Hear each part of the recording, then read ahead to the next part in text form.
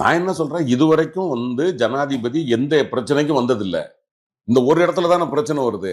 என்னன்னு கேட்டா எங்களுக்கு டைம் தெரியாது. அதனால நாங்க எடுக்கலங்கிறீங்க. டைம் வச்சுக்கோ. எங்களுக்கு வேற வேலை இருக்கு. அவங்க என்ன சொல்றாங்க? சரி, தப்பு. நீ முடிவெடு.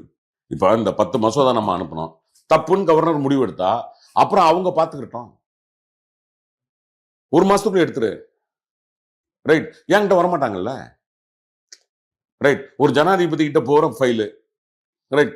இப்ப நான் என்ன கேட்கிறேன், வக்ஃபு ராத்திரி 2 மணிக்கு அந்த அம்மா கையெழுத்து போடுதா இல்லையா? சிஏஏவுக்கு ராத்திரி 2 மணிக்கு கையெழுத்து போட்டாங்களா இல்லையா? அது என்ன அவ்வளவு அவசரம் நான் கேட்கிறேன். புரியுதா? அதுக்கே கடுமையான எதிர்ப்பு. இப்ப நிஷ்காந்த் துபே சொல்றாரு இல்லையா, நாட்டில் நடக்கக்கூடிய மத யுத்தங்களுக்கு நீங்க தான் பொறுப்பேற்கணும். அதத்தான். அதாவது இந்த அவர் பேசுறதே என்ன, அவங்களுடைய நோக்கம் அந்த மத யுத்தத்தை உருவாக்குவது. ரைட். ஓகே. இப்போ மத யுத்தத்தை தடுத்து நிறுத்துறது உச்ச நீதிமன்றம். கோவம் வருது உங்களுக்கு? அவன் செய்ய வேண்டியதை நீங்க செய்ய விடாமல் ஆக்குறீங்க. அப்போ ஆட்டோமேட்டிக்கா உச்ச நீதிமன்றம் அவங்களுக்கு கோவம் வருது. உடனே முடிவு எடுக்கணும்னா எப்படி முடிவு எடுக்கிறது? தன்கர் சொல்றாரு, உச்ச நீதிமன்றம் அவ்வளவு ஒழுக்கமா இருக்கீங்களா? நீங்க அண்மையில ஒரு தலைமை நீதிபதியினுடைய வீட்டுல பணங்கள் பறிமுதல் செய்யப்பட்டுச்சு, பார்த்தோம் நம்ம. கொலிஜியம் சிஸ்டம் மேல நம்ம மறுசீரமைப்பு நடத்தணும் அப்படின்லாம் சொல்றாங்கல்ல. இப்போ நான் என்ன கேட்கிறேன், முடிவு எடுக்கிற இடத்துல நீங்க உச்ச நீதிமன்றத்துல இருந்து நீதிபதிகள் கொடுத்தா உடனே அதுல முடிவு எடுத்துட்டீங்களான்னு கேட்கிறேன் நான். நீங்க உங்க காலத்துல தானே இவ்வளவு கேவலமா நடக்குதுன்னு கேட்கிறேன்.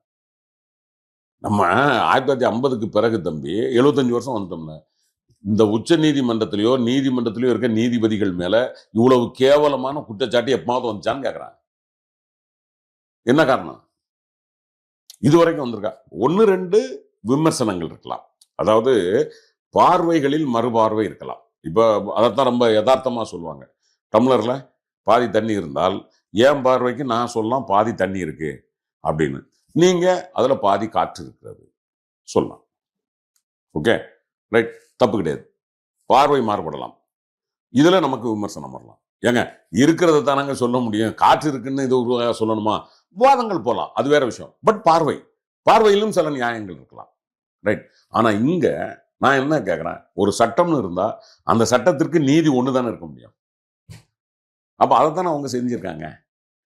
அவ்வளவு துணிஞ்சு செஞ்சிருக்காங்க. உண்மையிலே நான் சொல்றேன், பரிதிவாலா நீதியரசர் மகாதேவன், இந்த 2 பேரும் எங்க இருந்து வந்திருக்காங்கன்னா, ஒன்னு குஜராத், ஒன்னு தமிழ்நாடு. ரைட். எவ்வளவு தெளிவான தீர்ப்புன்னு பாருங்க. நான் இப்பவும் மனசுக்குள்ள நான் வேண்டிட்டு இருக்கிறது, இந்த நீதியரசர்களை காப்பாற்ற வேண்டிய பொறுப்பு 100 கோடி 140 கோடி இந்தியர்கள் கையில் இருக்கிறது.